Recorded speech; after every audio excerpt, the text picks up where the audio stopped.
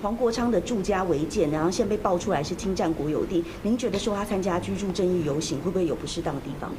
那这个就是黄国昌自己要出来回应嘛。老实讲，我是搞不通，我大概标题看了一下，我没有看细项嘛。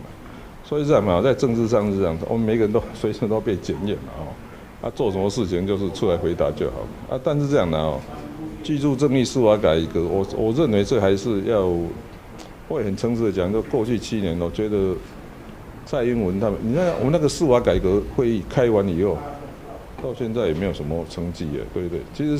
其实要求司法改革是民间很普遍的声音。那个宣长友昨天当您的面在媒体里面受访说，希望蓝白合，你觉得有机会吗？这蓝白合老实讲已经讲了大概我看都超过半年了。第一点，谁代表蓝？第二到底要谈什么？他每天在媒体上放什么蓝白合然后另外一方面又说什么要把我们并购了，还有什么无条件投降。我每天都看到他说他要蓝白合，然后另外看这边要把我并购，要什么无条件投降还有什么客户配不可能你们都说这个不可以不可以意思叫我们是吧？就是这样而已那好友现在民调都第3，那他个人传出认为说原因是认为国民党征召他太晚，你怎么看这个说法？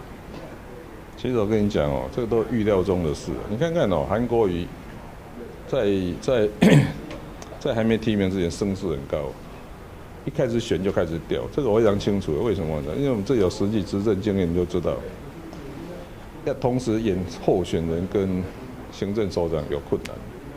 因为这跟议员不一样，如果有很多议员，那跑掉一个，反正这样讲又不好意思。其实，在议会的多一个议员少一个议员，没有人注意到。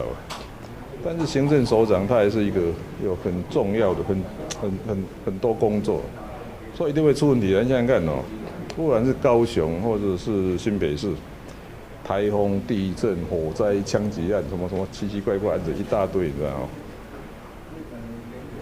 如果只有你一个人跑出去选举还好，如果你跑出去选举，那把你的主要的干部都带走，那就很清楚了。现在新北市一定陷入无政府状态，这个都会，我觉得这整个政府的效率一定是问题的。这种东西是这样，一定会渗透到地方去。其实你不要看台湾它小小的一个，这发生在任何一个城市的事情慢慢都传到其他地方去了。